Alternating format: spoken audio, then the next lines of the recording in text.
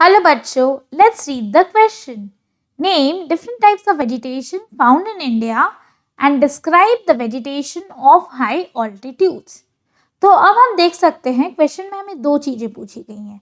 एक तो हमें ये पूछा गया है कि इंडिया में कौन से डिफरेंट टाइप्स ऑफ वेजिटेशन पाए जाते हैं, और क्वेश्चन में दूसरा हमें ये पूछा गया है कि हमें डिस्क्राइब करना है the vegetation of high altitudes, कि हमारे हाई ऑल्टीट्यूड्स पे किस तरीके की वेजिटेशन मिलती है.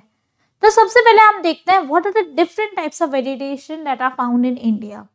इंडिया में अगर हम ब्रॉडली देखने जाएंगे तो there are 6 types of vegetation that are found in India.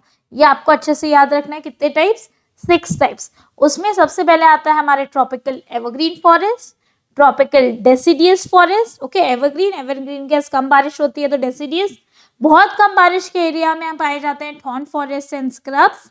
In the mountainous regions we have the montane forest, and in the deltaic regions we have the mangrove forest.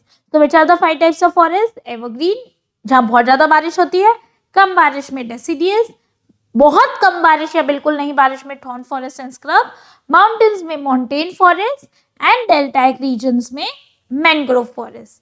अब हम चलते हैं towards the second part of the question. Let us describe the vegetation of high altitudes. तो जब मैं high altitudes की बात कर रही हूँ तो हाई ऑल्टीट्यूड्स में जनरली माउंटेन फॉरेस्ट पाए जाते हैं, फॉरेस्ट जो माउंटेन्स पे पाए जाते हैं. ओके, और ये जो फॉरेस्ट होते हैं ये पूरे माउंटेन्स पे सेम नहीं होते. जब मैं बात कर रही हूँ तो मैं यहाँ से स्टार्ट कर रही हूँ माउंटेन को और मैं ऊपर तक जा रही हूँ. ओके, तो मैं ये देखती हूँ कि ये जो पार्ट है यहाँ एक डिफरेंट टाइप ऑफ वेजिटेशन पाया जाता है, ये जो पार्ट है यहाँ एक डिफरेंट टाइप ऑफ वेजिटेशन पाया जाता है, और ये जो पार्ट है वहाँ एक डिफरेंट टाइप ऑफ वेजिटेशन पाया जाता है. और ये वेजिटेशन इतना डिफरेंट क्यों होता है? क्योंकि इनका ऑल्टीट्यूड चेंज होता जाता है. तो जैसे जैसे हाइट ऊपर जाती है, higher the altitude, the vegetation also changes. ठीक है, तो अब जब मैं माउंटेन्स की बात कर रही हूँ तो माउंटेन का ये जो लोअर पार्ट है यार, जिसकी height is just like 1000 to 2000 metres above sea level. Okay, इसे कहते हैं हम वेंट टेम्परेट फॉरेस्ट. मतलब यहाँ बारिश अच्छी खासी है, एवरग्रीन ब्रॉड लीव्स पाई जा रही है, और ट्रीज जो पाई जाती है यहाँ उसे हम बोलते हैं ओक एंड चेस्टनट. ठीक है, अब मैं क्या कर रही हूँ, अब मैं धीरे धीरे सी लेवल के और ऊपर जा रही हूँ. अब जब मैं सी लेवल के थोड़ा और ऊपर जाती हूँ, ठीक है, मैं एक माउंटेन पे हूँ. ओके, तो पहले मेरे पास मिल गया टेम्परेट फॉरेस्ट. अब मैं चलती हूँ towards temperate forest that is between 1500 to 3000 metres above sea level. अब जब मैं इतना ऊपर आ जाती हूँ तो यहाँ धीरे धीरे क्लाइमेट जो है बहुत ठंडा रहने लग गया है, स्नोफॉल भी हो रही है.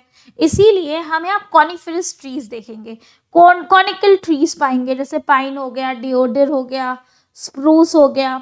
और ये जो रीजन है इंडिया में जनरली हिमालयाज में पाया जाता है, या नॉर्थ ईस्ट स्टेट्स में जहाँ हाई ऑल्टीट्यूड रीजन है, जहाँ माउंटेन्स की हाइट बहुत अच्छी है अबव द सी लेवल, वहाँ टेम्परेट फॉरेस्ट पाए जाते हैं. और जैसे जैसे मैं ये टेम्परेट फॉरेस्ट के ऊपर जाती हूँ तो आ जाते हैं टेम्परेट ग्रासलैंड्स. ओके, एंड यही ग्रासलैंड्स होते हैं जहाँ ये गुज्जर बकरवाल रहते हैं, and then they travel down in summers because of the winters. Next type of forest that is found above it, मतलब मैंने ये लेवल देख लिया, ये लेवल देख लिया, मैं और ऊपर आ गई हूँ, that is 3600 metres above the sea level. ठीक है, ये बेसिकली यहाँ आ जाती है हमारी स्नो लाइन. ना, what is a snow line? Area which is where beyond that everything is covered in snow. There is like ice, और स्नो होने की वजह से क्या होता है, no vegetation is found over there. और अगर हमें मिल भी गई, that is like a टुंद्रा reason. Okay, अगर हमें कोई वेजिटेशन मिल भी गई तो that will be mosses and lichens. Understood? So this above this snow line is a tundra vegetation. ठीक है, बहुत हाई एल्टीट्यूड पे पाया जाता है, जहाँ वेजिटेशन के नाम पे सिर्फ मॉसेस और लिचन्स है और कोई प्लांट्स ग्रो नहीं होते. Not very suitable for human survival. And the animals that are found over there are basically antelopes, bear, yaks, snow leopards who can survive the cold winters in that region. I hope you have understood the question as well as the answer.